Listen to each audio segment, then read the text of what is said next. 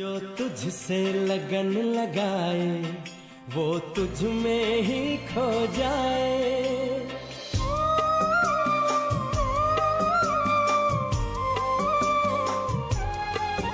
जो तुझसे लगन लगाए वो तुझ में ही खो जाए। जो तुझसे योग लगाए वो परमानंद को पाए।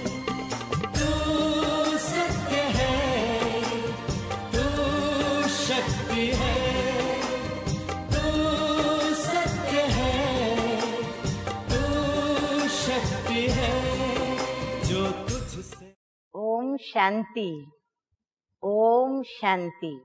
आज की तारीख है 14, 12 और 12 और आज की ज्ञान मुरली का हेडिंग है मीठे मीठे बाबा हम बच्चों को शांति धाम में वापस लेने के लिए आए हैं, क्योंकि वो हमारा घर है और वो हमारा घर वानप्रस्थ धाम भी है।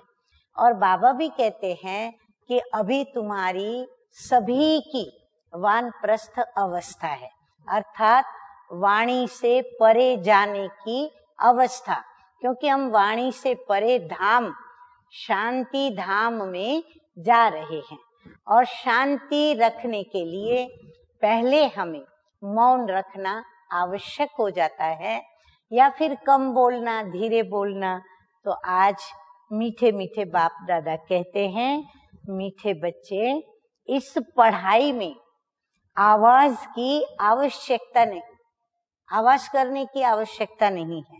यहाँ तो बाप ने एक ही मंत्र दिया है कि बच्चे चुप रहकर मुझे याद करो। वैसे भक्ति में क्या होता है, माला सिमरन करेंगे तो भी कोई न कोई मंत्र का जाप करेंगे, या फिर अजपा जाप करेंगे तो भी मंत्र का जाप करेंगे, या फिर धुन बोलेंगे या उस धुन को बार बार रिपीट करेंगे। इस प्रकार आवाज में सत्संग है, आरती गाएंगे, भजन गाएंगे, मतलब आवाज करेंगे। परंतु ये पढ़ाई के बाद फिर उसकी धारणा के लिए बाबा कहते हैं तुम बच्चों को एक ही धारणा करनी है कि चुप रह करके हमें अंदर ही अंदर बाप को याद करना है। प्रश्न है, जिन बच्चों को ईश्वरीय नशा रहता है उनकी निशानी क्या होगी? उत्तर है, ईश्वरीय नशे में रहने वाले बच्चों की चलन बड़ी रॉयल होगी। नंबर 2 है, मुख से बहुत कम बोलेंगे। नंबर 3 है, उनके मुख से सदैव रत्न ही रत्न निकलेंगे। वैसे भी रॉयल मनुष्य बहुत थोड़ा बोलते हैं। तुम तो ईश्वरीय संतान हो, तुम्हें तो रॉयल्टी में ही रहना है। जो रॉयल्टी हमने ब्रह्मा बाबा के अंदर संपूर्णतया देखी। हम जितनी भी बातें ज्ञान मुरली में सुनते हैं, पढ़ते हैं, ये हर बात बाबा की धारणाओं में शिव बाबा ने प्रैक्टिकल हम बच्चों को दिखाई। तो बाबा अपने धारणा और अनुभव के साथ कहते हैं। धारणा के लिए मुख्य सार की 2 बातें। नंबर 1 है, अपने को सदा रिफ्रेश रखना है। सदा हमें बहुत ही अच्छे मूड में रहना है, रिफ्रेश रहना है, हर्षित रहना है। कभी भी हमें उदास या चिंतित अवस्था में नहीं रहना है। तो अपने को सदा रिफ्रेश रखना है। मुख से रत्न ही निकालने हैं। कभी उदासी आदि आए तो बाबा के बनवाए हुए गीत सुनने हैं। देखो, संगीत और गीत को बाबा भी कितना महत्व दे रहे हैं। नंबर 2 है, देही अभिमानी बनने की प्रैक्टिस करनी है। याद में रहकर खाद निकालने का पुरुषार्थ करना है। वरदान है, ज्ञान खजाने के द्वारा मुक्ति और जीवन मुक्ति का अनुभव करने वाले सर्व बंधन मुक्त भव। बंधनों की तो बहुत बड़ी लिस्ट है, पर बाबा हमें सर्व बंधनों से मुक्त होने का वरदान देते हैं। ज्ञान रत्नों का खजाना सबसे श्रेष्ठ खजाना है। इस खजाने के द्वारा इस समय ही मुक्ति और जीवन मुक्ति की तुम अनुभूति कर सकते हो।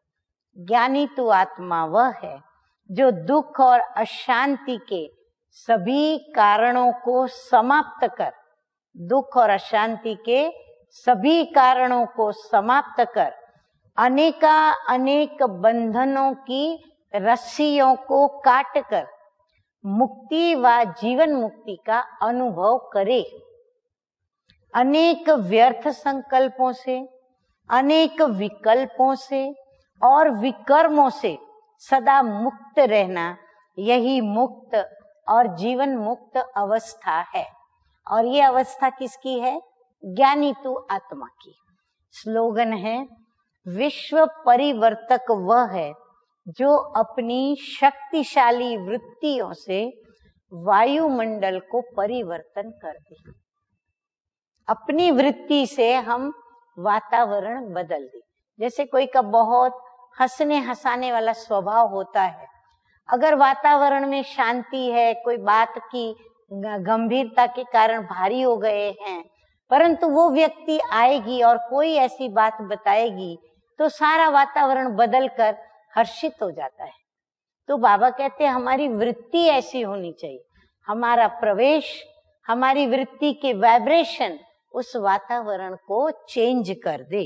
अच्छा, मीठे मीठे सिकी लदे बच्चों प्रति माता पिता बाप दादा का याद प्यार और गुड मॉर्निंग।